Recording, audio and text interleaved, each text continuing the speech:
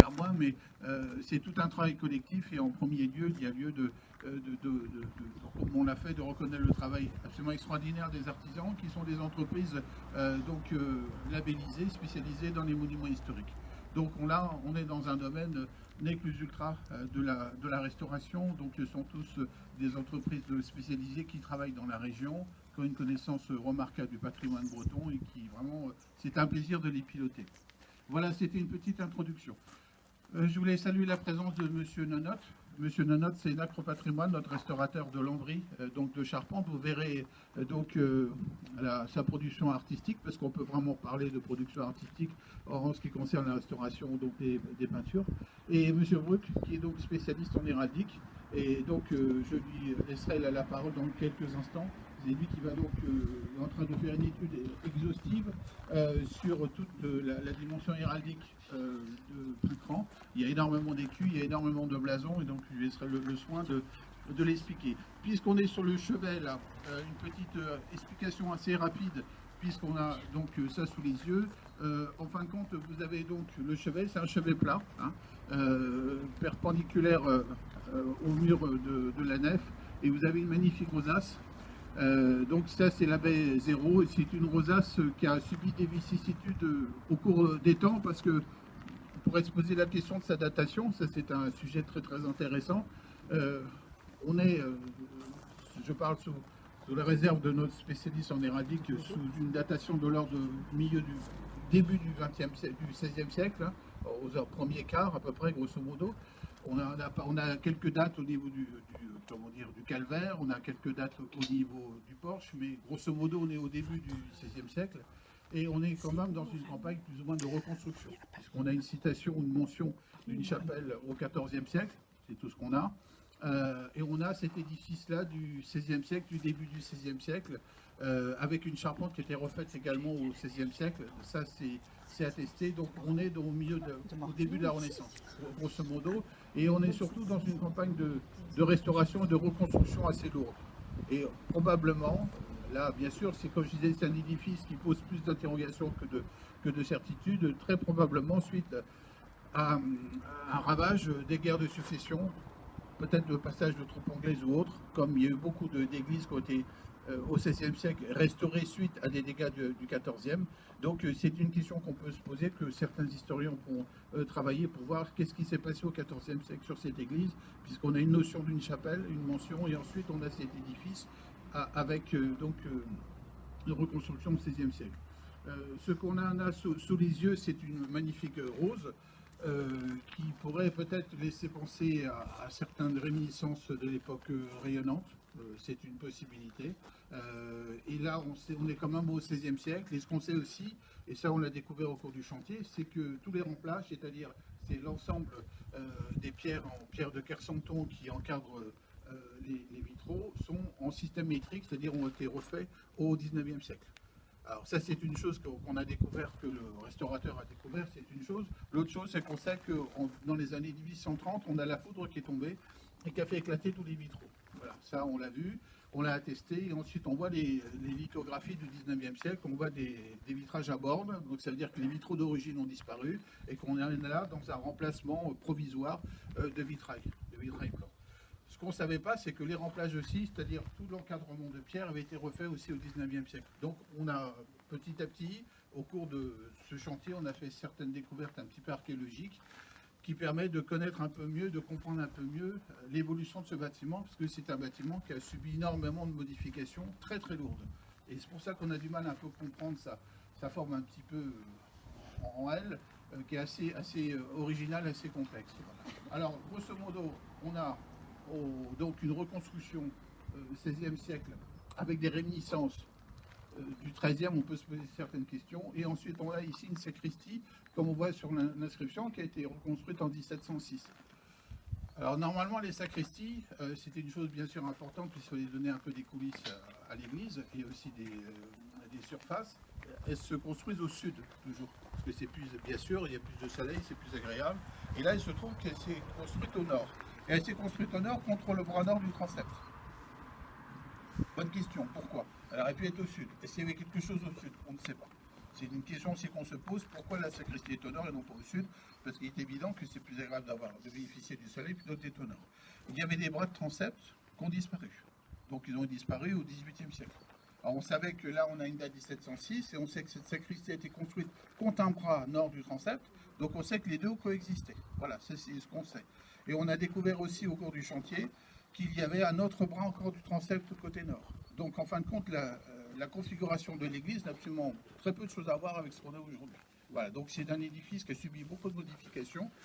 On sait que le clocher a été foudroyé 5 ou 6 fois. Donc tout ça, ça amène aussi à des chutes de pierre, des perturbations, des destructions, comme à Clébin, comme à d'autres endroits. Mais enfin, c'est un sujet toujours de recherche historique. Donc si il y a un étudiant en histoire de l'architecture qui veut faire une thèse, vraiment là, il y a de matière à découvrir, à comprendre un peu plus ce qui s'est passé, parce qu'il y a beaucoup d'interrogations, encore plus concernant l'intérieur, concernant le jubé. Alors,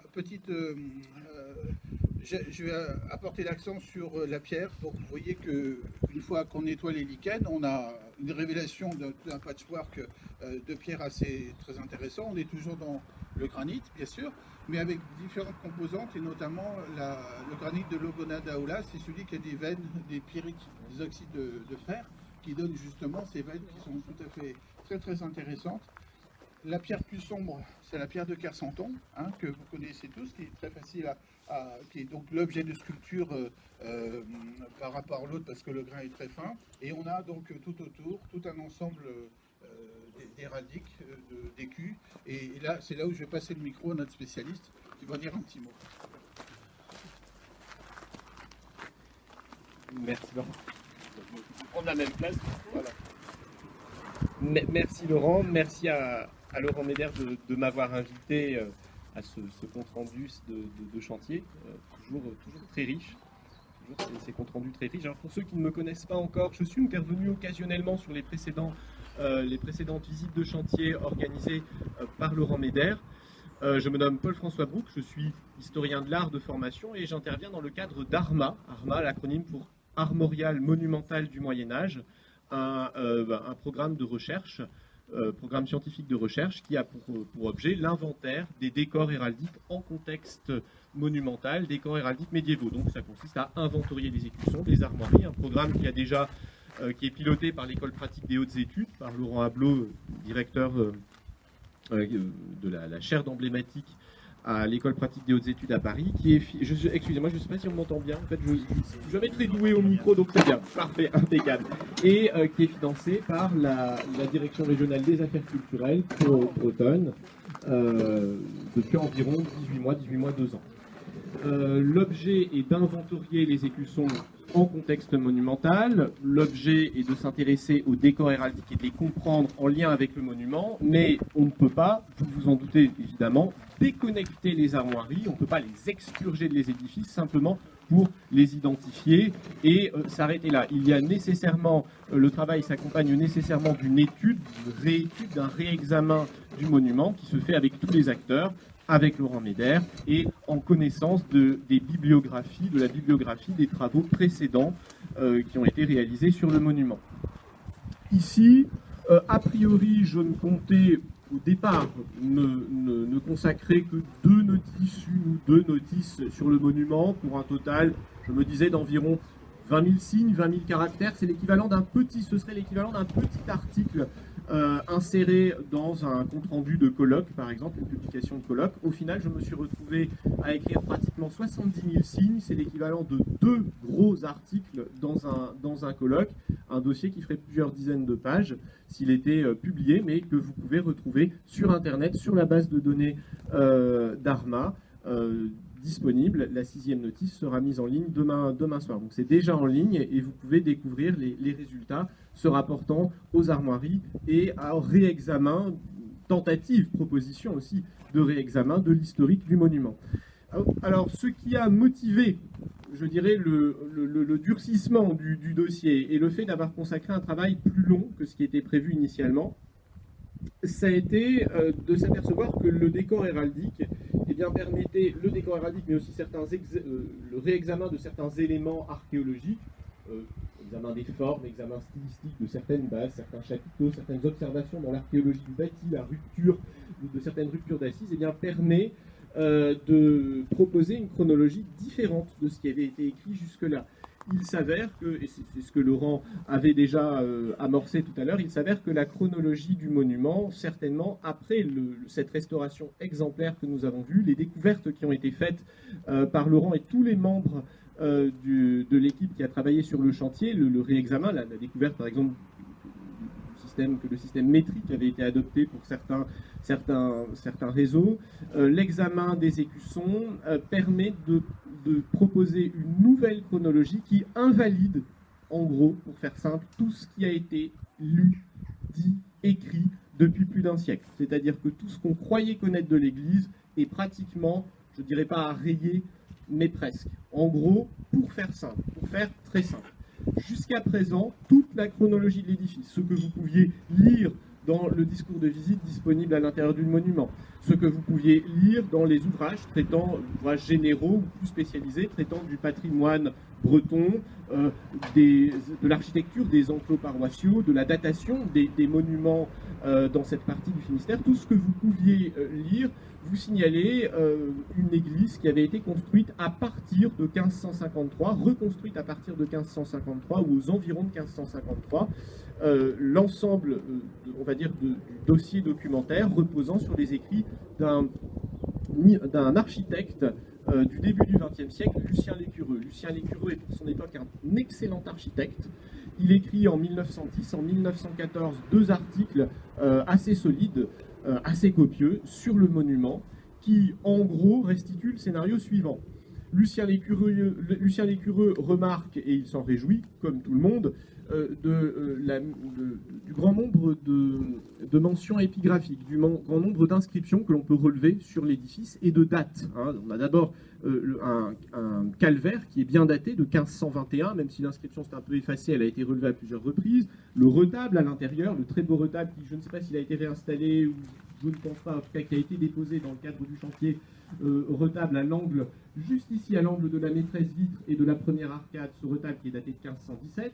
Le porche est parfaitement daté de 1553 par une inscription qui, certes, a disparu aujourd'hui, mais qui a été relevée à plusieurs reprises au 19e et au début du 20e siècle. On a encore une statue datée de 1555. L'ossuaire est daté de mémoire, j'ai un trou dans les années 1590, si je ne dis pas de bêtises. Bref, c'est un régal, il y a des dates partout, ça paraît facile. Lucien Lécureux en a restitué la chronologie suivante. Sur le calvaire, on parle, qui est édifié en 1521, on parle d'une chapelle. Lucien Lécureux a supposé que cette chapelle était l'ancienne église préexistante au monument actuel. Le retable de 1517, il a un peu évacué en disant, après tout, c'est une pièce de mobilier, c'est une pièce qui peut être transportée, c'est une pièce en bois, on n'en connaît pas la provenance, peut-être ce retable n'était-il pas prévu pour l'édifice, peut-être était-il prévu pour un autre monument. Donc, on ne raisonne pas à partir de ce retable, on l'évacue. Et il a, par contre, accordé tout son crédit à la dédicace, la pierre de dédicace qui était présente sur le porche sud, qui datait le porche. Je n'ai plus l'inscription très exacte en tête, mais qui écrit « Cette chapelle a été fondée l'an 1553 ». Il suit quelques noms, les noms des fabriques et des représentants. Cette chapelle a été fondée l'an 1553. Traduction, la chapelle a été reconstruite à partir de 1553. Ça tombe bien. On avait également une statue de Sainte Apolline datant de 1555. On en a donc conclu que tous les travaux avaient été lancés, diligentés vers le milieu du XVIe siècle, vers la décennie 1550. Quand vous réexaminez le dossier, quand vous examinez un peu plus attentivement, quand vous rentrez un peu plus profondément dans le dossier documentaire, vous apercevez qu'il y a des choses qui ne vont pas. Tout d'abord, la tombe qui vient d'être redécouverte aux armes des Rohan et Léon, qui avait été exhumée en 1982, découverte en 1982, réenterrée et replacée sous l'estrade de l'église et qui va être mise en valeur, marque des caractères un peu plus anciens.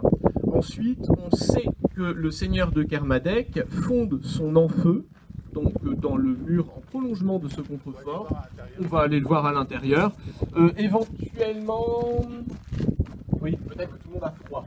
Ouais, un mot seulement, et avant de nous rendre à l'intérieur, un mot un des éléments qui a fait l'objet d'une redécouverte dans l'étude de ce dossier. cette fenêtre que vous avez sous les yeux, la fenêtre qui éclaire le mur oriental du bas-côté nord, eh bien, n'est pas là d'origine. De toute vraisemblance, c'est un remontage qui provient de l'ancien transept, probablement le bras nord, peut-être le bras sud de l'ancien transept. On s'aperçoit que les deux fenêtres latérales de chaque côté de la maîtresse vitre ne sont pas symétriques et que l'une est beaucoup plus grande que la première, celle au sud. Vous observez eh bien, que si vous poursuiviez le rampant, le rampant du pignon du vaisseau central du cœur, eh bien, vous viendriez recouper cette fenêtre. Il faut donc... Ah, donc ça marche plus. Mais je peux parler fort également, comme cela. Je parle plutôt comme ceci. Ça sera mieux comme ça. Donc je prends ma voix de stentor. Et je vous promets qu'on part très vite parce que je vois que certains sont habillés plus légèrement. Je vois des bras nus là-bas. Ça, c'est un coup à tomber malade. Comment ça faire prêt si vous prolongiez, imaginez prolonger le rampant de la même façon, symétriquement au nord et au sud, vous viendriez recouper cette fenêtre. Il y a quelque chose ici, une anormalité.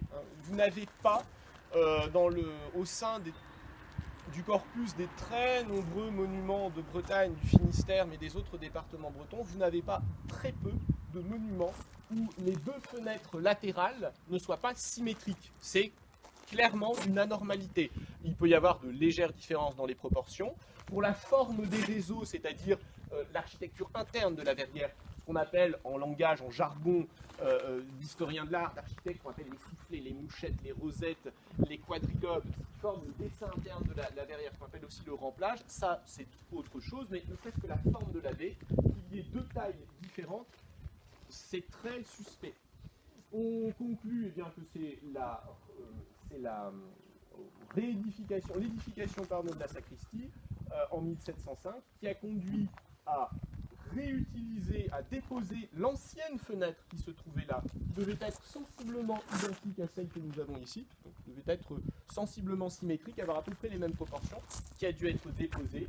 Et je ne sais pas pour le réseau, mais certainement au moins pour l'encadrement, probablement aussi pour le réseau, on a remonté une fenêtre plus grande, en profitant que nous n'avions plus besoin eh bien, de suivre un rampant triangulaire. Le fait qu'on a collé au nord une grande et haute sacristie à étage permettait d'exploiter une surface plus haute, plus grande sur le pan de mur, et on a donc pu y installer une fenêtre plus haute. Cette fenêtre, elle provient bien de quelque part, au moins dans l'encadrement de la baie, y compris le réseau probablement. Il faut imaginer que ça provient de l'ancien transept. On a donc déposé cette fenêtre, l'équivalent symétrique de cette fenêtre, pour replacer celle-ci. Ça tombe bien. On a un texte de 1663 des seigneurs de Kermadec qui inventorie, alors très brièvement, c'est très succinct, on survole, mais qui inventorie tout de même ce qu'on appelle les prééminences, c'est-à-dire les droits honorifiques, les armoiries tenues par les seigneurs de Kermadec dans l'Église. Avoir des armoiries dans le monument, c'est important, c'est un droit seigneurial, ça ouvre, ça manifeste l'importance, le pouvoir du seigneur, et donc eh bien, on fait inventorier lors d'un changement de propriétaire, si une famille rachète le manoir, s'il y a également, si on fait aveu au roi de ses biens, disons que ce sera un peu, pour parler moderne, la déclaration d'impôt, la déclaration d'héritage, eh bien, lorsqu'on fait aveu, on donne l'inventaire de ces prééminences, de ces armoiries. On sait qu'il y avait une grande vitre, donc une grande vitre dans le transept nord, et on peut imaginer que c'est celle-ci qui a été replacée. Je suggère, si tout le monde a froid, qu'on passe à l'intérieur. On vous suit. Un mot, à titre tout à fait personnel, vous avez de la chance à Pincran d'avoir un chantier diligenté de la sorte, avec une ouverture où on laisse parler les différents acteurs, les différents acteurs qui interviennent sur le chantier, professionnels du patrimoine et autres.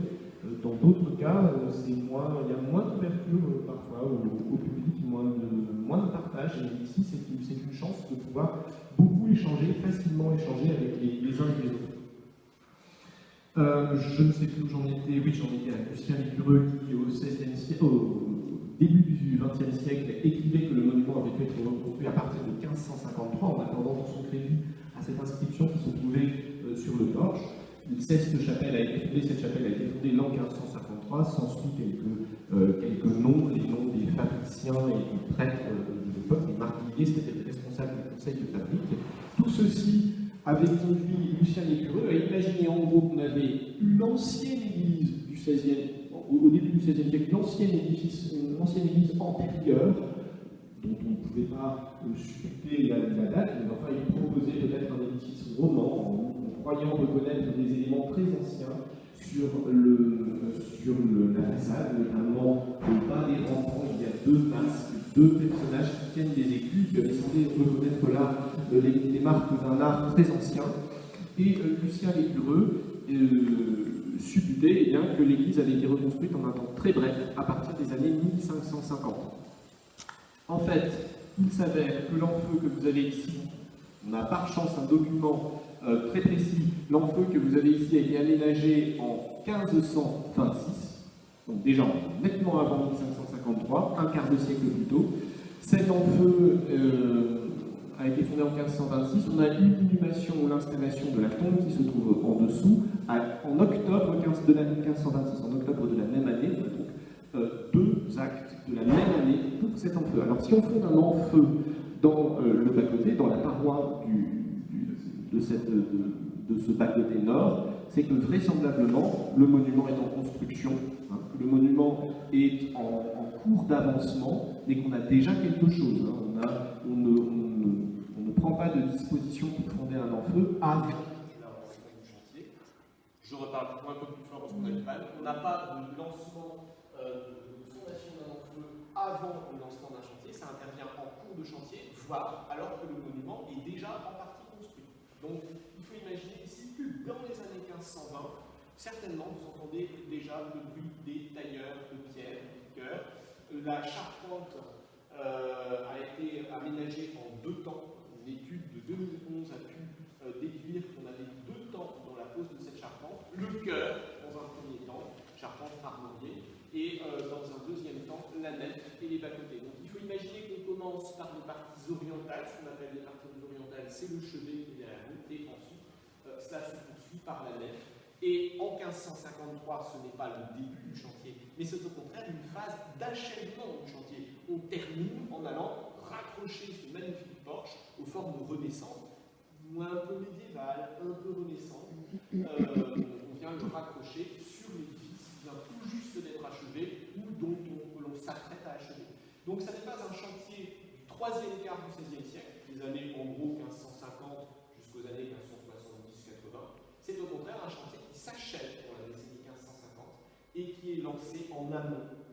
Et là, c'est l'étude des formes, l'examen de certaines formes qui permet de supputer que le chantier a dû être lancé dans les années 1500-1510. C'est dans les décennies 1500-1510 qu'on a lancé le chantier. En témoigne l'aménagement de l'enfant en 1526, en témoignent certains détails. Vous trouvez des bases, ce genre de bases, les historiens de l'art, ils examinent, la première chose qu'ils examinent quand ils rentrent dans un monument, ce sont les bases, les chapiteaux, l'appareillage des pierres. Vous retrouvez pour la moururation des arcades, pour la moururation des bases, vous retrouvez pratiquement la même chose dans un certain nombre de monuments de l'extrême fin du XVe siècle et du tout début du XVIe, donc aux alentours de 1500.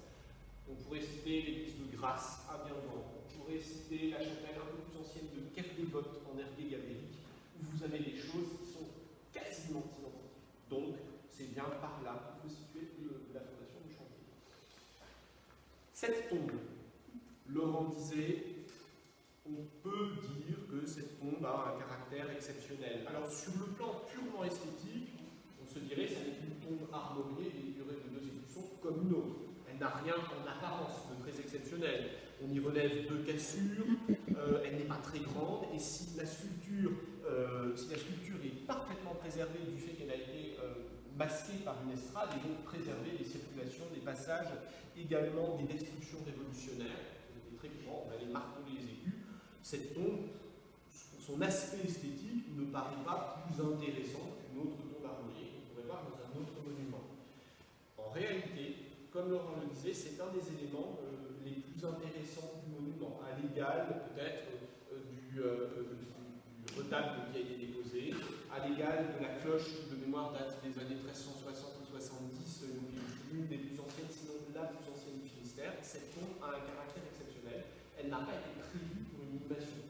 On a installé cette tombe tout en sachant pertinemment que jamais on y enterrerait qui que ce soit dessous. C'est une tombe d'apparat. C'est une tombe qui est destinée uniquement à manifester le statut de fondateur de l'Église, c'est-à-dire le statut de patron, de premier seigneur prééminentier, de chef, pourrait-on dire, pour simplifier, des seigneurs de Rohan. Les vicomtes de Rohan portent ces armes à 9 macles, 2 gueules à 9 macles d'or, en langage, en jargon héraldique, c'est un écu rouge, de couleur rouge, avec ces macles, comme le macle de la firme Renault, la firme automobile Renault, de couleur jaune ou dorée, et accolé, juste à côté, un deuxième écusson orné d'un lion morné, M-O-R-N-E, c'est-à-dire un lion qui n'a plus ni langue ni griffes. Ce sont les armoiries des anciens vicomtes, de l'ancienne famille vicomtale de Léon.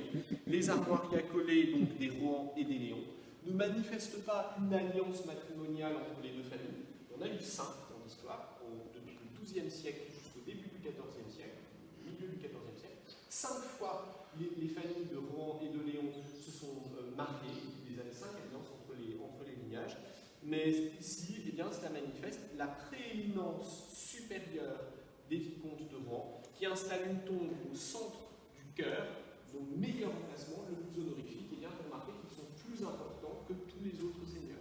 On peut la dater avec assez de précision. D'abord, on sait qu'on a un enfeu ici fondé dans les années 1526, donc on peut supposer que la tombe est à peu près contemporaine, et par chance, il y a au couvent de Cuburien, à Saint-Martin-des-Champs, donc tout près de Morlaix, un relief héraldique qui est, bien que martelé, rigoureusement identique et qui présente une particularité rare.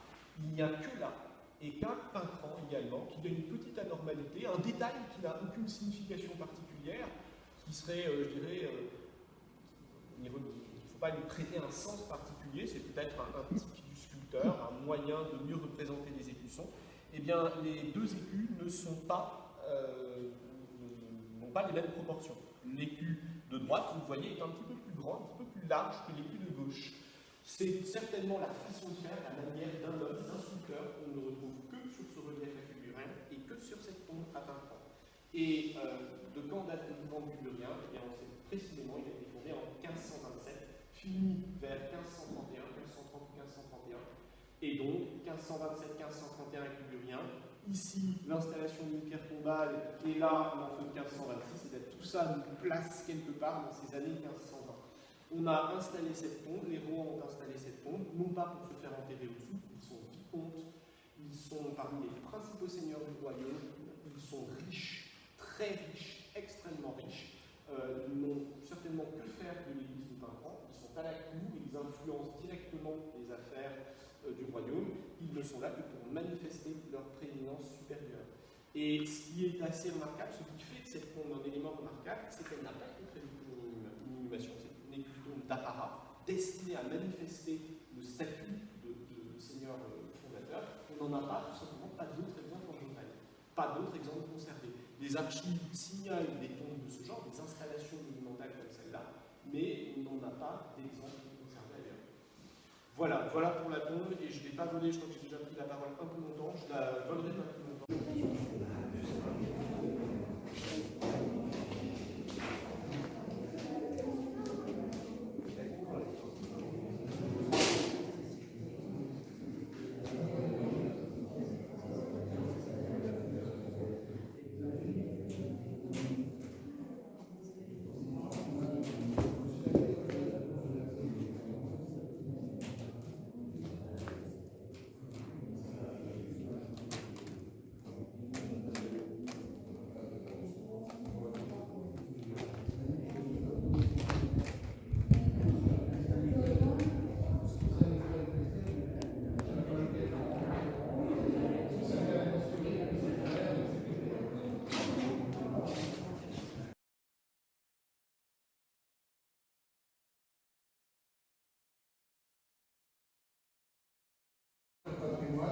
Qui a fait la restauration des nombreux serpents de Beauvais, et donc il va vous expliquer un petit peu cela. Quand il était arrivé, en fait, il y avait des lambris qui cachaient tout ça. C'était des lambris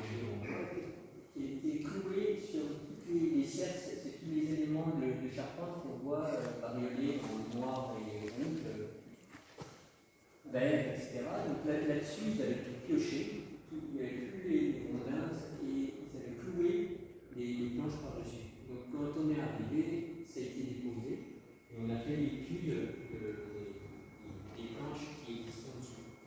Donc on a regardé quel décor, quelle peinture c'était, etc. Avant d'être déposé. Donc là, cette planche, c'est un vestige de ce qui existait là-haut, qui est plutôt en bon état par rapport à l'ensemble des lambris qui étaient, avec la déformation, la charpente était énormément déformée. Donc les planches étaient courbes. Là, elle est encore en dur, mais on avait énormément de lambris qui partaient en poussière. Et donc elles n'ont pas été forcément réutilisées. Après, nous, c'est parti, il faut les poser. Et c'était consolidé en recollant des éléments de bois neuf derrière et en créant des greffes de bois sur tous les trous avant d'être restaurés en peinture. Donc il y a eu un choix de fait parce que il y avait un gros coup pour tout ce qui était lambris où il n'y a que les étoiles. On a décidé, il y a eu un parti pris, de fait que ce soit refait à neuf.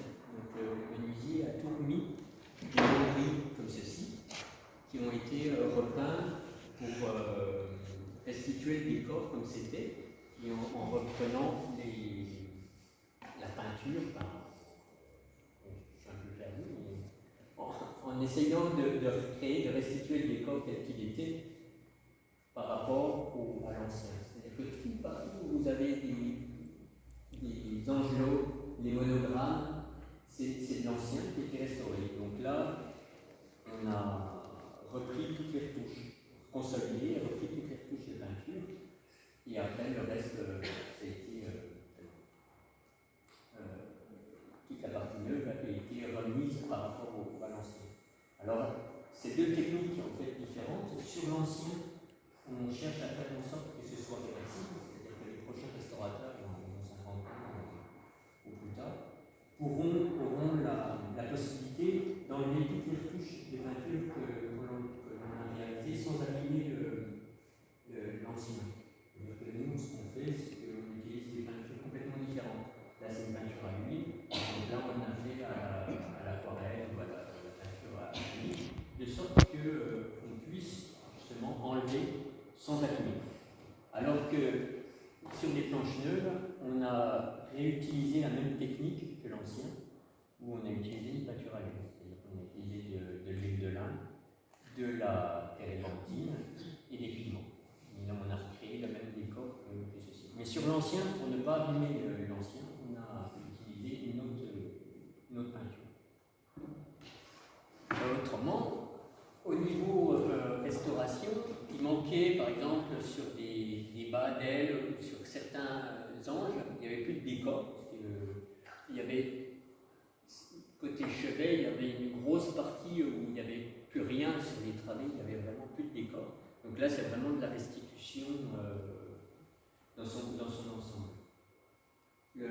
Sur les entrées qui sont datées du XVIe siècle, il y a eu les parties qui étaient ancrées dans les murs avaient complètement été mangées, donc il n'y avait plus de matière, donc ça a été resculpté. Par exemple,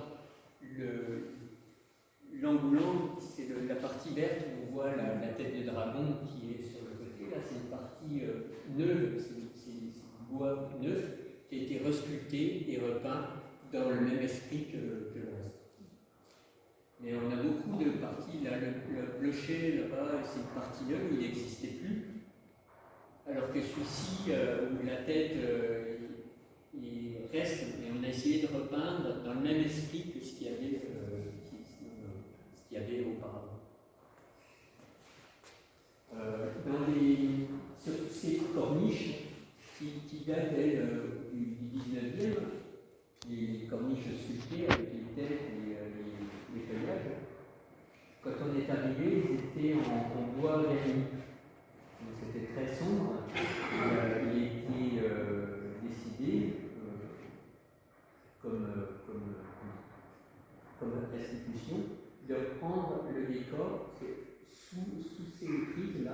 il nous restait encore des traces de bois peint du 16e, des sablières, où on avait encore ce décor noir, blanc et le filet rouge en dessous.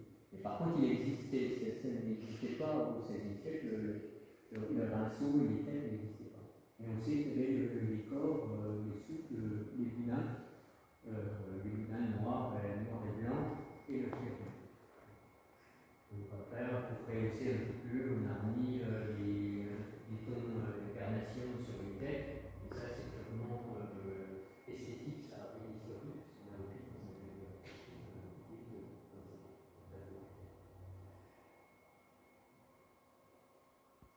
autrement, les techniques de peinture, c'est tout ce qui est restitution ou restauration, c'est on essaie de réutiliser les mêmes techniques que ce qui est utilisé là où c'était de la peinture à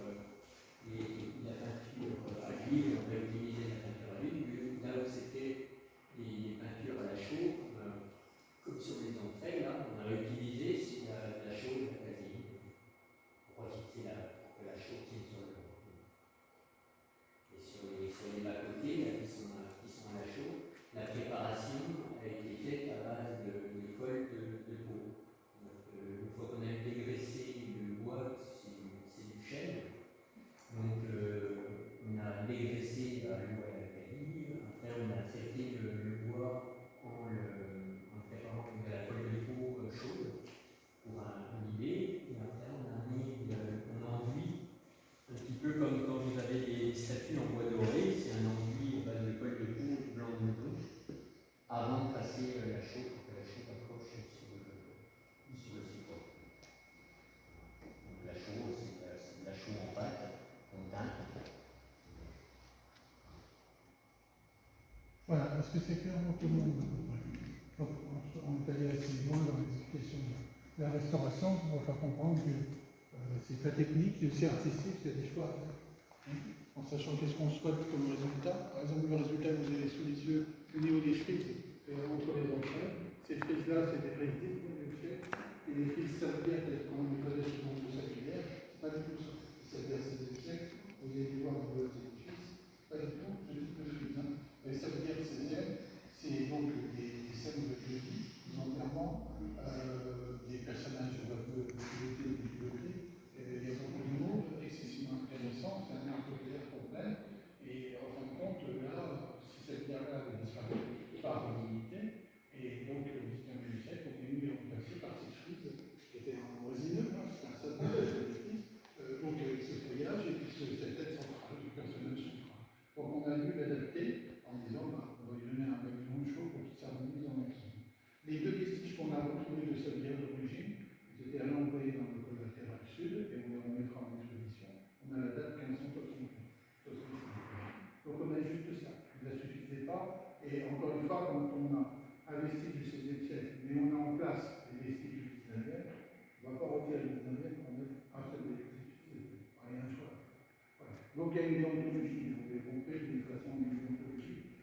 Il y a que des cas particuliers en restauration, donc c'est celui-ci dont on connaît bien sûr. L'idée c'est de ne pas massacrer, de garder le maximum de matière archéologique. Garder la matière possible. Bien sûr, pour témoigner des différents vues. Voilà. Donc on est encadré, enfin on est aussi, quand on est encadré et aussi accompagné par des personnes de plusieurs qualités, le restaurateur, M. Lenotre, ensuite on discute avec le cadran, avec le conservateur, qui vous fait des échafaudages et qui prend des décisions. Voilà. Encore une fois, c'est un travail collectif, un travail collectif. C'est ça qui est intéressant. C'est surtout une voilà. Alors si vous voulez en savoir plus, j'ai mis sur YouTube des vidéos des chantiers. Donc c'est ce que vous voyez défiler là, à droite. Donc à chaque fois que je vous ai demandé le chantier, je vous ai une vidéo. Si vous tapez Pintran et vous dites Notre-Dame Travaux, vous verrez, vous allez avoir un certain nombre de comptes rendus, enfin de vidéos, ce qui vous permettra de voir un peu comment ça se passe, les réunions de chantier, les échanges qu'on a, les réunions de chantier, enfin tout ça, ça fait partie un peu de la mémoire du chantier, qui est versé bien sûr quand vous êtes à la droite, parce que ça permettra de documenter les édifices, et pour les générations futures, ça permettra aussi de savoir ce qu'on a. Voilà. Est-ce que vous avez des questions en particulier? Tout est clair?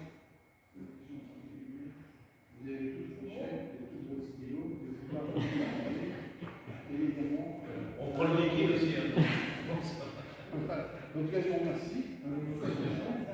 Ça a été un plaisir pour moi. Et puis, donc, je pense qu'on fera d'autres d'ici la fin du chantier. Oui, oui, maintenant c'est aussi plus simple, entre guillemets. Il y avait des résultats maintenant. Il était temps d'ouvrir un peu l'église. Voilà, c'est comme ça.